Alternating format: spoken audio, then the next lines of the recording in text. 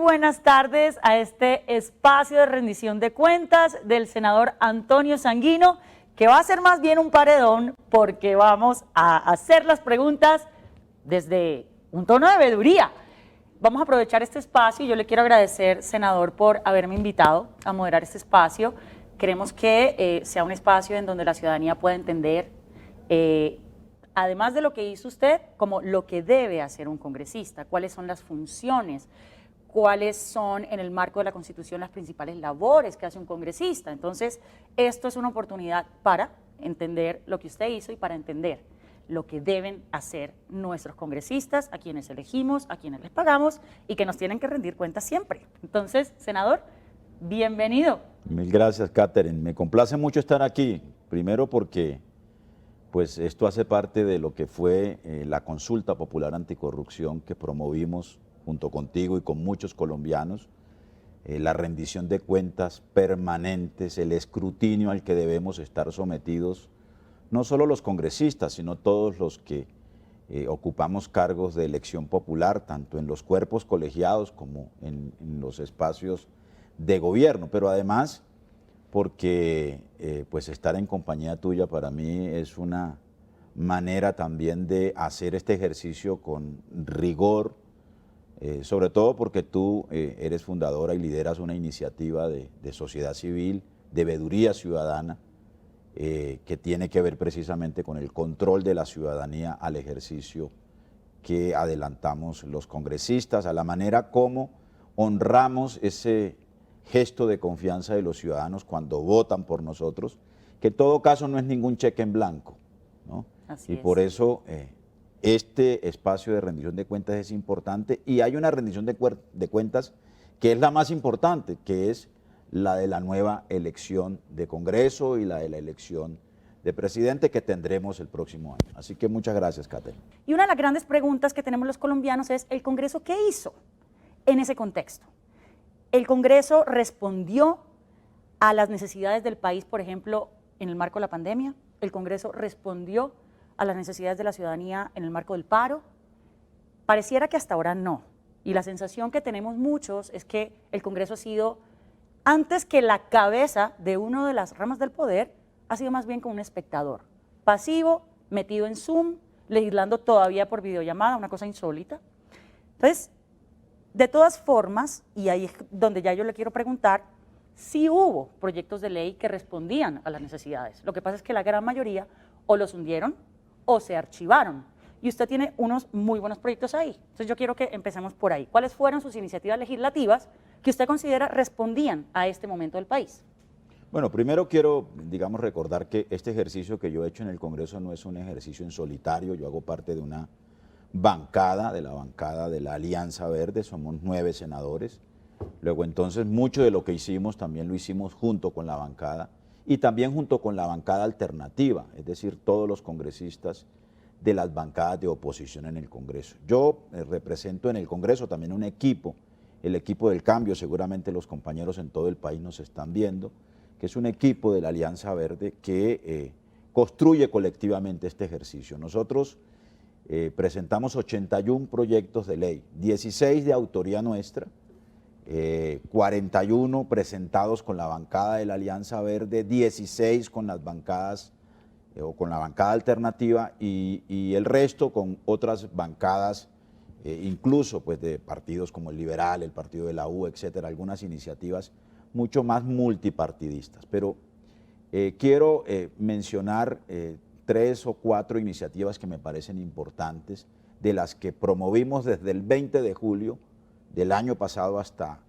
el 20 de junio de este año, que fue el periodo de la tercera legislativa. Uno, el proyecto de matrícula cero, ¿no?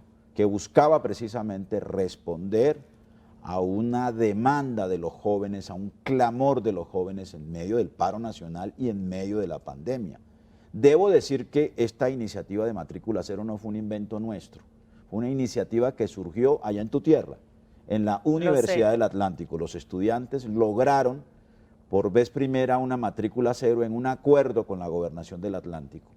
Y luego eso se extendió a otras universidades, nos juntamos varios congresistas, Wilson Arias del Polo, Gustavo Bolívar de la lista de los decentes, hicimos varias audiencias y construimos un proyecto que presentamos a consideración en la Comisión Sexta, que desafortunadamente y de manera sorpresiva fue hundida por los congresistas de la coalición. Me iba a decir algo sobre glifosato, ¿cierto? Prohibición del glifosato. Resulta que el gobierno nacional convirtió el glifosato en su nueva ideología. Para los problemas del campo, glifosato. Para los problemas ambientales, glifosato. Del gobierno de Santos, 99.000 familias que estaban en el programa de sustitución de cultivos de uso ilícito. ¿Sabe cuántas familias hay hoy? 99.000. Incluso creo que hay menos porque han sido sacadas unas 10.000 o 12.000 familias del programa. Es decir, que no se ha crecido en una sola familia adicional en los programas de sustitución de cultivos de uso ilícito. La ley de honores a las madres de los falsos positivos. Cuéntanos sobre eso y qué pasó ahí. Yo estoy en la Comisión Segunda, que es la comisión que se ocupa de las relaciones internacionales, de los asuntos de seguridad, de orden público, de seguridad fronteriza, etcétera, y es la comisión por donde pasan todas las leyes de honores. Nosotros propusimos una línea de leyes de honores que tengan un significado para el presente y para la historia del país, ¿no? Y también para la construcción de una sociedad más democrática, más pacífica. Propusimos una para homenajear a las madres de Soacha.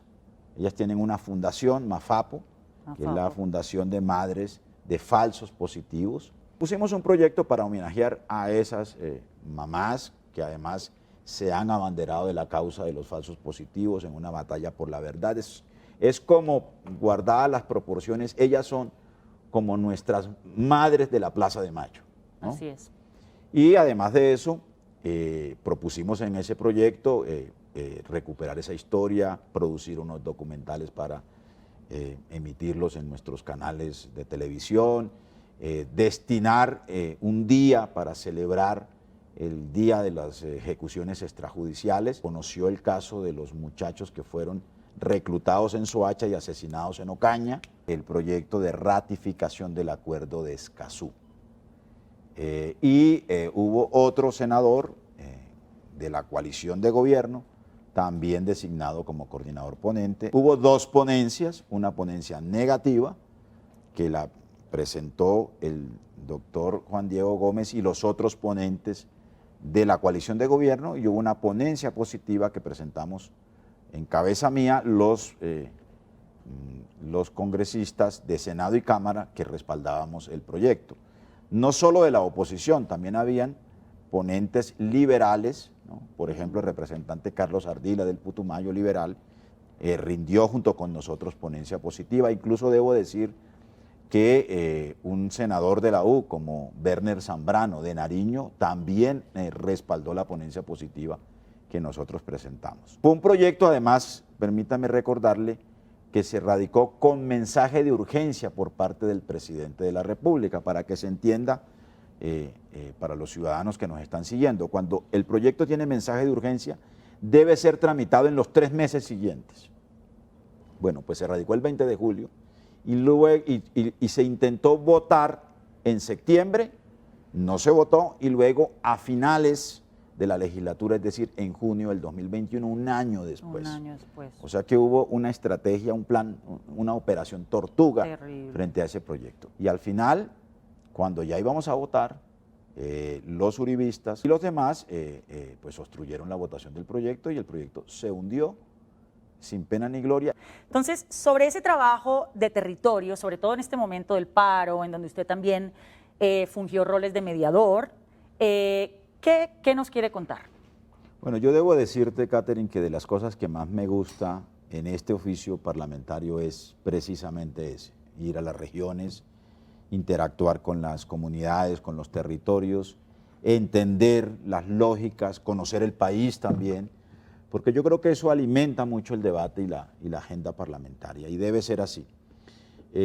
Pero yo quiero sencillamente, por razones de tiempo, mencionar especialmente una tarea que hicimos en el marco del paro nacional. La Comisión de Paz del Senado de la República, yo soy copresidente de esa comisión, decidió generar una actuación para acompañar la protesta social, pero sobre todo para abrir espacios de mediación y de diálogo. Si algo le faltó a este paro nacional fue diálogo y fue negociación. El gobierno instaló una mesa con el Comité Nacional del Paro y finalmente esa mesa se levantó sin que hubiese un acuerdo.